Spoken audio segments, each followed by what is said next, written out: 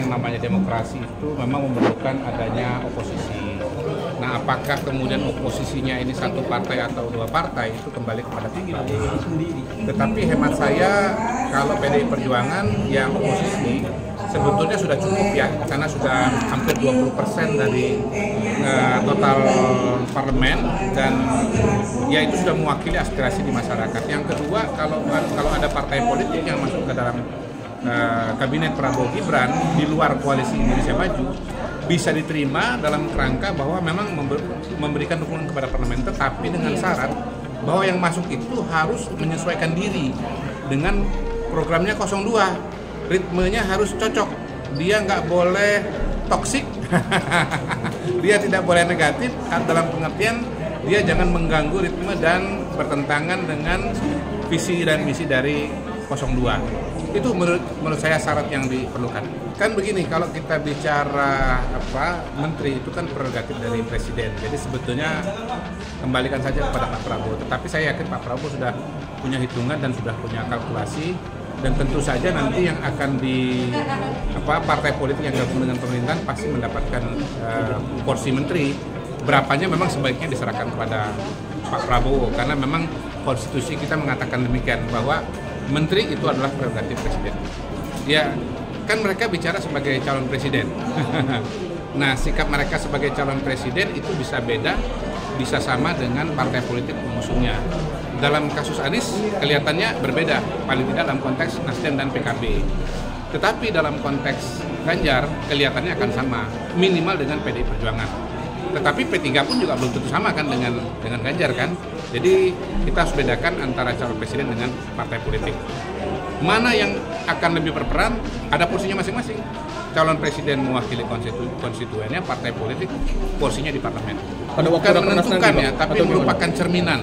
Saya kira sikap Ganjar adalah cerminan dari sikap PDI Perjuangan yang akan rakernas pada akhir Mei nanti. Saya kira akan paralel lah antara sikap Ganjar dengan sikap PDI Perjuangan. Ya, sudah mulai muncul sih, wajar-wajar aja ya. Namanya juga komunikasi politik, terus teman-teman juga genit-genit. Tapi kalau list yang beredar itu, saya sebagai dari TKN bahwa itu tidak benar, list yang beredar itu, karena memang penyusunan kabinet ini belum terjadi. Tapi kalau memang hanya bincang-bincang antara teman-teman partai ataupun di relawan ataupun di kalangan pengamat, ya tidak jadi masalah, karena itu kan memang dalam politik kan semuanya bisa saja terjadi. Teman-teman yang mau berambisi jadi menteri, ya, usulan aspirasi ya. Jadi itu wajar saja. Tapi untuk kepastiannya belum ada. Seperti yang ada di list atau daftar selama ini. Untuk yang itu sih enggak ya, paling bercanda-bercanda aja. Wah, ini nanti jadi menteri ini gitu. Tapi kalau untuk mengerucut itu belum ada. Belum. Itu kita setuju sekali 200%. Karena memang dibutuhkan oposisi dan itu halal. Dan untuk agar pemerintah ini harus ada yang melakukan pengawasan atau check and balances, dan itu penting sekali. Dan kita mendorong kalau bisa memang benar-benar terjadi gitu, jangan hanya wacana.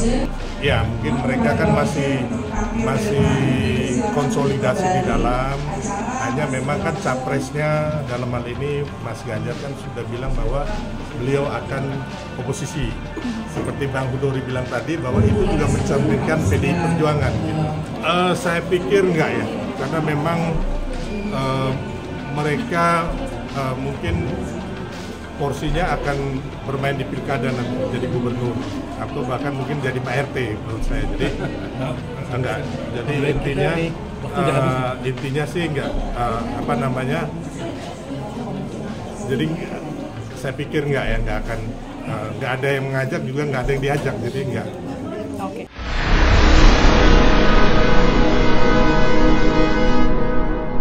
Jadi jangan lupa untuk subscribe Cumi Cumi. Ditekan ya tombol lonceng merahnya.